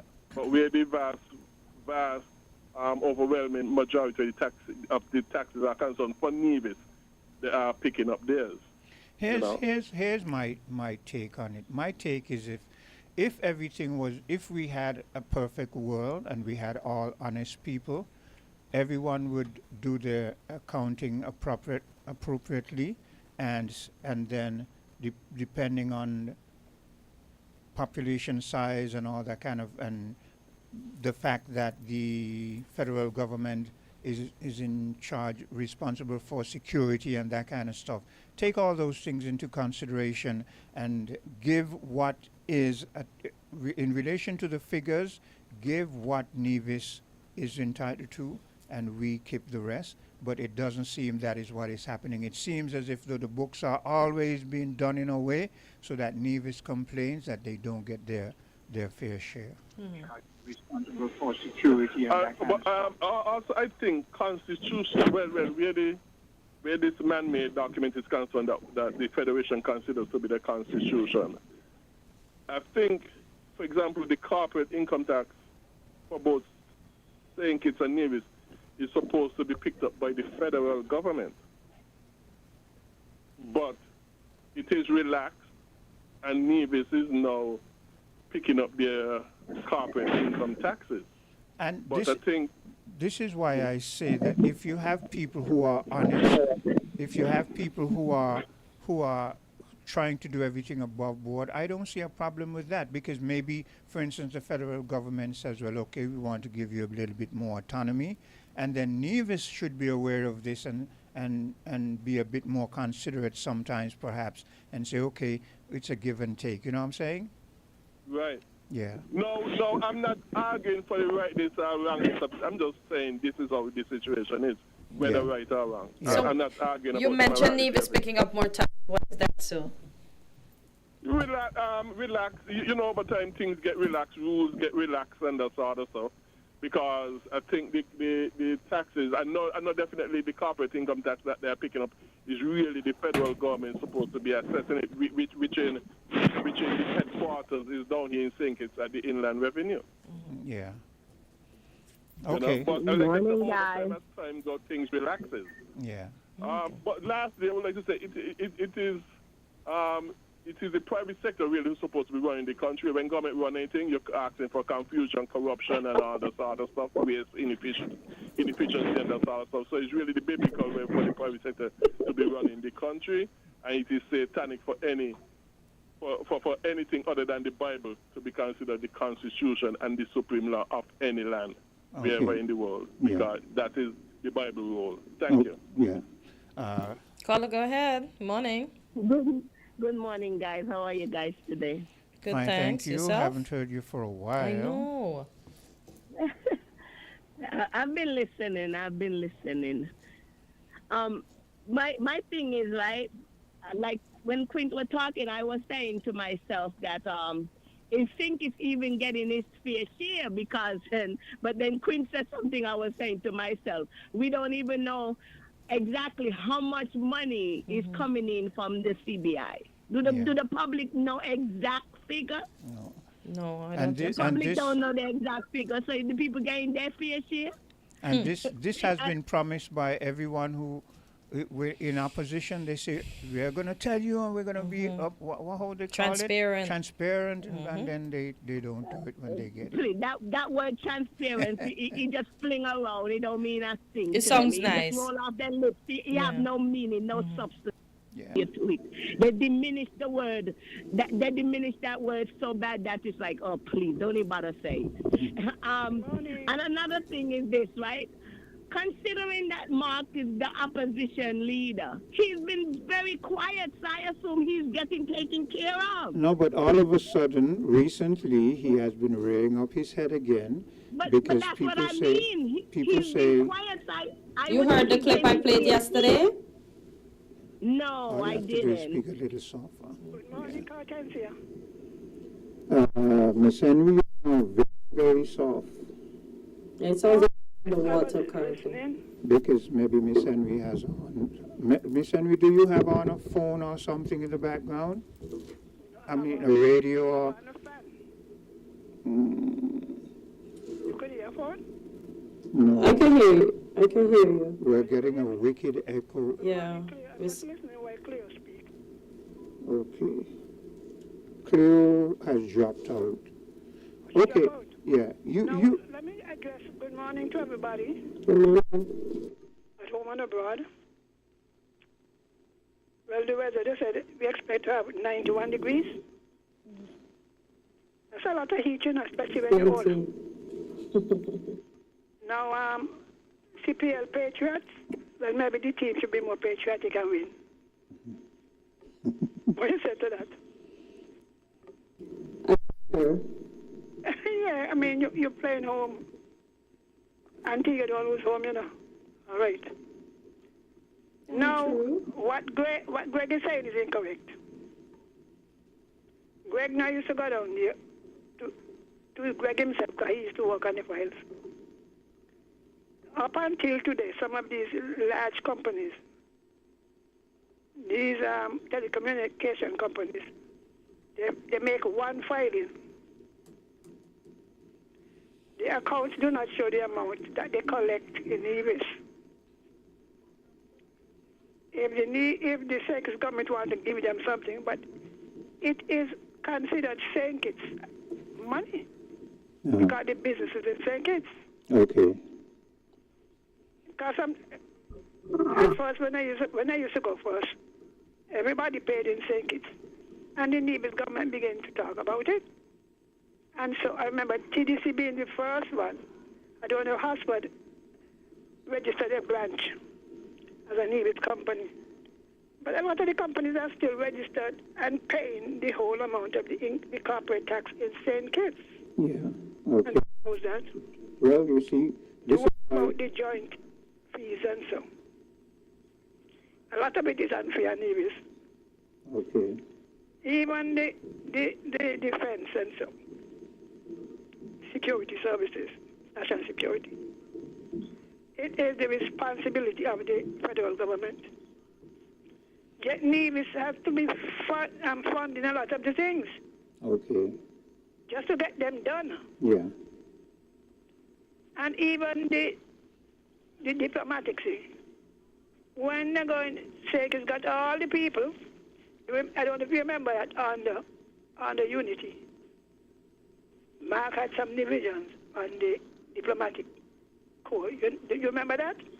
No, I'm not aware. Yeah. Unity went in and they take off all, not one division. When they're traveling, now and again they're low, granted to go. They're getting all the benefits. The first thing they had with water is Mark got it. When they go, they're begging and they're borrowing for St. Kitts. You know? Yeah. And I heard Edinburgh on Sunday night. People keep talking about, oh, this green paper, white paper, that's foolishness. Mm-hmm. If the Labour government promised during 1995 when they went back to power, they were going to amend the Constitution. In 1997, they hired Sir Fred Phillip, who's a renowned constitutional lawyer and was once a governor in St. Kitts, and a QC from Trinidad.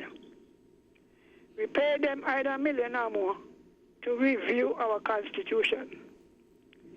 They did it, handed it to the government, and nothing was said from it. Mm. The public has no idea what is in it. Now, if you are talking about, well, we need to go fix the Constitution, we first need to go to the review and see what they learned, people, what we pay for, what they said. Isn't that so? Yeah, I would assume so. Yeah. So you're talking about, oh, and the green paper, and that don't make no sense. Imagine you go to class to teach, and we having maths. I was a mathematics teacher and an economic teacher. You're not going to tell the children, take out the 1949 or whatever revision, every time you turn around, they revise the books. Mm. So even the exercises that you have to do will come from the most recent book. Yes. So they're pushing, the Labour people pushing the thing about the green paper, the white paper, and saying got no country, that's foolishness. Yeah, foolishness, yeah. Until you're honest, until they get honest. And let the public know, go through section by section, as those that they think favor Nevis. Let us hear what the learned people say about it. Then we have some ideas to go right or to go left. But this idea of making up story to favor St. Kitts is unfortunate. Yeah, I feel so. A lot of the things they're trying to split up all kind of mind. This is not the first time that they do joint fees, you know. It's a common thing for them to do the reconciliation. It's nothing new. The financial secretary from St. Kitts and her team, and the Nevis financial secretary and their team, they meet together and they compare and discuss. If you start there, you have an idea as to what they were doing, yeah. But what you have is a number of people who just call themselves advisors, yeah. Creating conflict between St. Kitts and Nevis.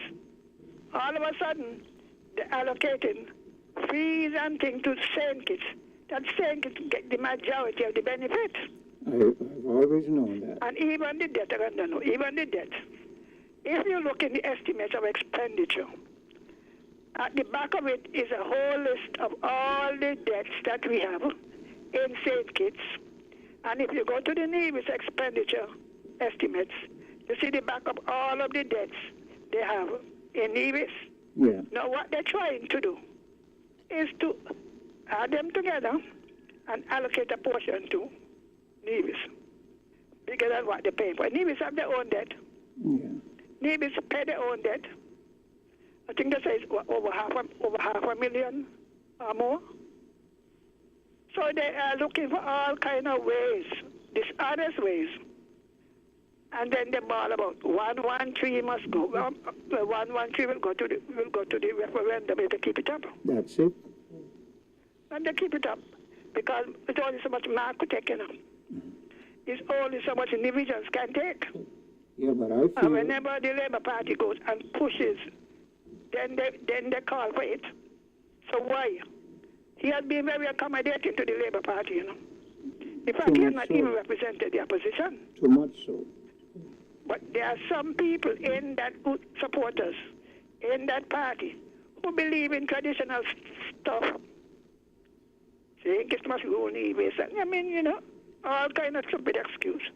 So I tell my friend, do not come here, do not come to the public again about no white paper, no yellow paper. That was in 1980. Labour was in for 20 years, and they didn't even change a comma. Not a comma. They paid for the revision, and they have not expressed it to the nation. So until maybe the news team could ask to see a copy of it. Sean had a copy during the last conflict. If the opposition parties could begin to not educate our people as to what the people who wrote the revision say. Yeah. Now tomorrow will be my first great-granddaughter birthday. She'll make one tomorrow, Azuvia, my daughter, Adonis's baby. And I have a newborn great-grandson, I have a granddaughter who have a grandson, who have a son. So wishing all of my children and their children and everybody else's children all the best. Yeah. So Greg need to correct it. Okay. Saying he still collect a large amount of income tax that belongs to Nevis because a lot of these amalgamated and all kind of large companies refuse to split up their accounts. All right. Yeah, okay. I wanted to ask Ms. Henry, though, what is the full meaning? Because I'm still trying to understand. I'm doing research, but much is not being provided for me to see. Or to understand what is the meaning of the fair share. We couldn't communicate with her because apparently she had on something, because you notice soon as she left, our microphones are now clear again. Yeah, we're not sounding but like then we're underwater. I try my best to accommodate her because remember she's blind, and so we can't be too forceful with her. Yeah. And we do appreciate when she interjects though, because the knowledge that she brings, when I listen to her, I say to myself, this is the reason why the world is in the predicament it's in, because people who have the knowledge, the most of them, they remain silent. Yeah. But here is Sylvine, up in age, but still bold enough to come and say what she know. Yeah. But there are many others out there who know the real nitty-gritty of things, but they just keep silent because maybe they feel they're aligned with one party or another, and but it's to the detriment of all of us as a people who want to advance, I think it's the calls, because once the calls come in, it sounds underwater. So you just press for only hers. Maybe that was her. There's another call on the line right now, and we don't have that. Go ahead, caller. Caller. That caller is not engaged. Yeah, but once you press the call, it sounds like... Hello? Yeah, Morning. but you must be listening because I was just about to drop you. Go ahead. Yeah, good morning to you guys. Morning, bro. Yeah, we still talking about that fair share stuff, man? Yeah. Yeah, Quint, did you guys listen to the Parliament yesterday? No, I didn't. I was otherwise occupied. It was an interesting bill that the Prime Minister introduced in the morning session, right out the box, about the zoning, sustainable. That was the Sustainability Zone Authorization Bill, 2025. Very interesting bill. What I see from that bill is clearing the way even more for foreigners to come in and take over our lands. See the conversation about the South lands on the south side of Nevis? Yeah. It's clearing the way for them to start getting those lands over there as well, and the rest of the lands on the peninsula. Per our politicians in the name of foreign direct investment. just like that Christoph Arbor deals behind closed doors. And our small island state of St. Kitts and Nevis, our lands, we don't have that much land. And the people are not paying attention. When our lands dwindle away from us and into the control of the oligarchs, they're just going to run and control St. Kitts and Nevis. It's already happening right before our eyes. The 1% is going to run St. Kitts and Nevis. And the indigenous local people who ain't have control or any access to lands, Nevis and St. Kitts right now, locals who don't have lands now, they're never going to be able to get that land. Just the expense alone is going to make it out of reach. The common working class person cannot go to work and make enough money to buy a plot of land, 100 by 100, 100 by 70 feet, for their own family. And that is total BS. We ain't seen our parliamentarians going into parliament and putting any laws in place to make the lands accessible for the locals, especially the ones who can't really afford it. And we're not seeing them putting no lands away, securing any lands for agriculture. And concerning fair share, man, like you said yesterday or sometime before, this is just a political football. The Prime Minister and the Premier, they have St. Kitts and Nevis locked, deadlocked. They got St. Kitts and Nevis deadlocked. From the Premier side in Nevis, because that's where I'm from, I will talk on the Nevis affairs more. We are seeing over in Nevis right now that the managers of our money, they are not doing a good job. The projects are failing, and we are constantly seeing that the Premier and his administration, the NIA, they are keep going after the money, but they are not really managing the projects. They are not completing any projects. One such project that he's going after right now is the airport. And the Prime Minister has now guaranteed $20 million from the National Bank for him to pay out them for the lands on the top of the airport for eminent domain. But Quinn, in my humble opinion, Nevis don't need that runway to be extended, because the millionaire so-called that he's trying to do this for, his plane is already touching down in Nevis and taking off there. The American Eagle was already coming to Nevis already. So we are going to take $20 million and technically waste it. Let's take that $20 million, and American Airlines that I heard through the grapevines, they only was asking for the runway to be resurfaced because you know those trees what they call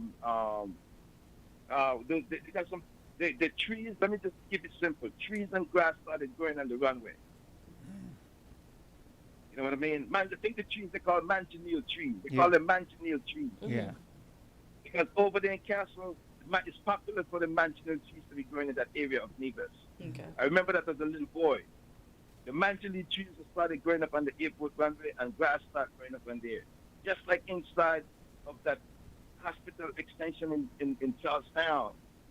Trees is growing inside the building there too. I heard, and I've seen the clips. But they're failing with these projects, friend. And as the projects, more projects that's coming, there's more corruption coming. More money going to disappear. The bill that the Prime Minister put forth yesterday, and I think it's passed into law already yesterday, in the name of big projects. It's clearing the way for big projects. We need to bring that clip when the Prime Minister talked in the Parliament yesterday and let the people listen and hear what that bill is all about. But on Nevis, like I get back to Nevis, it's time for the people of Nevis to think about replacing the current managers of our money. We need new managers of our money in Nevis. And I wait to see what's going to happen in 2 years when the next election comes up. But that money that we got for the airport expansion, we need to put that into developing the existing airport that we have there. We don't have the traffic coming into Nevis. But the money, the monies that were the 20 million or whatever that is is nowhere near the amount of money that is needed to complete the extension of the airport, as far as I'm aware, because the amount is running up into the 100 million and excess. Yes. So Yes. so that, there's, look, I feel that Nevisians should have long ago reached the point where they begin to ask the Mark-led regime to be accountable for the monies that he's gotten. If we can remember during the period of unity, when he was getting a certain amount of money, and then remember Timothy Harris said that he was managing the money, he was mismanaging the money, he wasn't spending wisely. Yes. And I think if Yes, that's correct. I think if we as a people can be honest, this a problem with us. If we're honest with ourselves, we've got to come to one conclusion, that Mark has not been managing the money appropriately. This is why I say that I used to support him way back in the day, but over time you look, and how long are you going to allow someone to keep moving? For instance, the fair share now.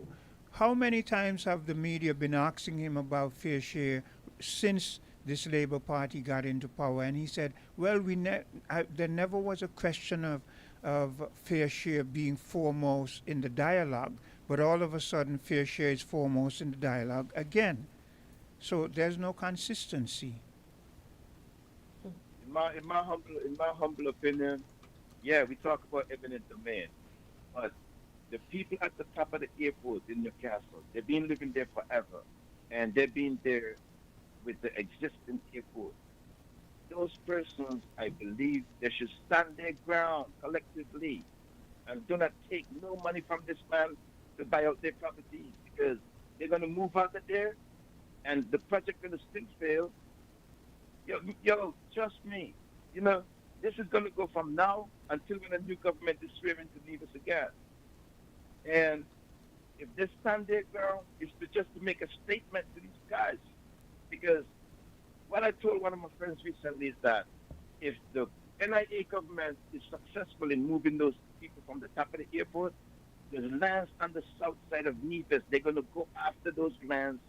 They're going to get more courage to go after those lands. And here we were yesterday, went into Parliament to place a bill on the people to set the trend for the NIA, not only the NIA, but also the federal government and Nevis. This bill and this law is going to affect both islands collectively. So it's going to energize Mark and them to go after them south lands. And if the local people who own them south lands in Nevis push back, they're going to claim eminent domain on those people. Okay. So we need to make a statement at the top of the airport now. Okay, well, we're just about 5 minutes before the conclusion of the program. I think you've been on for a while, so let's see if we can hear from another caller, okay? Yeah, let me see. Okay, we lost that caller. A caller, you've got about 5 minutes if you want to interject and let yourself be heard. To the caller we had before, who was speaking about our heritage and unity and Marcus Garvey's son visit here and the hypocrisy of it all and that kind of stuff.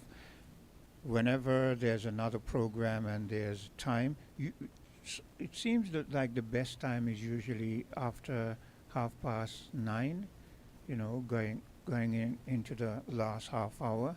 We seem to have a little leeway there, so perhaps the next time that caller can call in and let us speak about, that issue in particular. 6 minutes.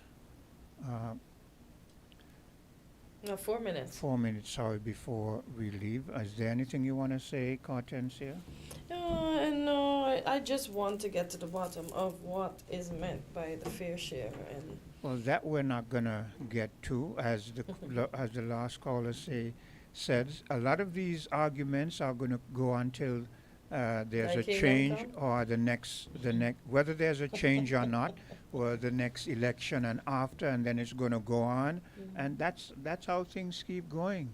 We rather than resolve issues, We bring them up when we feel we want to take the spotlight off of certain things. We bring up certain other things, and people expound on them, and then you let it go roll over into after another election. Then you're quiet for a while, and then when it's convenient, you bring back up these, and we never get anywhere. Yeah. We never get anywhere. And I notice this happens worldwide. Yeah, because something is always in the background of what is happening. No, as you said, Yeah. they're not talking about the war, the starvation, all No. these things in Palestine, but they're talking about Ukraine, about the meeting that's going to happen. And then we heard Burl mention yesterday, was it Sudan or Sierra Leone or Ivory Coast that's having uprisings. Yeah, and it's just a lot. We see China and we see the boat. Hey, guys. Yeah. Go ahead, caller. Yeah, I just see a post where 125 Kittitian division and 14 students are on a list for Trump for overstay their visa and are facing arrest and deportation. I guess government got to make room for the deportees coming home soon. Well, number one, we got to make sure that is a valid thing. That's one. If it is a valid thing, then you're right. We have to make provisions for that. But I'm very skeptical when I see these things. I kind of wait. Well, it's a 125 Kittitian division overstayed, and they have 14 students that overstayed their visa. Boy. See, that's why I And say, well, it's faces time. arrest and deportation. This is just They don't want to go into these places where they're arresting these people. If you overstay. I would prefer to pick up myself and go on my own than for you to them to arrest you. Cause they're going to probably send you Africa and you've never been to Africa. Yeah, it makes sense to self-deport for real. Yeah. Yeah. And they were offering money to self-deport, but as Gwen said, we'll follow to make sure that what is said. Yeah, I think it was $1,000 actually. Yeah, to self-deport, which is not much here, because by the time you get here, that's 1 month's rent, Cleo. Then we can't handle that. boy. Yeah, everything is expensive. So And that is why it's best you self-deport yourself, because no you up, they're sending you. You have to leave all your stuff. Yeah. If you don't have anybody to send them for you, Yeah. you lose out because You lose everything, yeah. I was listening to a Jamaican guy that said when he got deported, he left everything. He had a good job here. He left everything and even money. And the roommate he had hold on to the money. He didn't even send him his money that he had under the bed. Well. You know that ain't gonna happen. Not everybody honest and care about people's well-being. Exactly. So Yeah. you guys, it's better if it was me, I would just pack up and make sure I send self-deport. home what I can send home and pack up myself and go before they hold me. Exactly. And I lose everything. You know? Every single thing. That's why it pays not to overstay anywhere, not only in the U.S. Just don't overstay. I Go agree. spend your time and I get agree. back to So where you're from. you mess up yourself. Yeah, you do. Yeah. Okay. All right, guys. Have a Yeah. good one.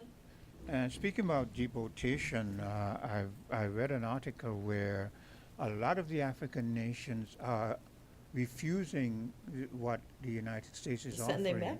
because the United States is offering that a lot of these people that they're deporting, rather than sending them back to the countries where they belong, the Well- United States is recommending you send them to places in Africa and kind of trying to Why? put pressure on these African regimes to accept these people. Why? They're not from there? Send That's the it, people and back these- from whence they come in. That's it. These African countries are saying no. But it shows you, look, because we have the internet now, we're seeing a lot of what we couldn't have seen before, Mhm. because the major medias around the world, they don't touch these stories, so we don't hear about them.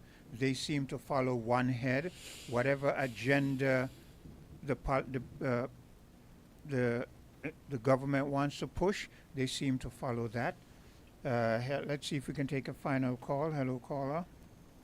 Hi, morning. I just wanted to raise something which you can probably investigate and research and discuss it at some other time. Another time is gone. Yeah.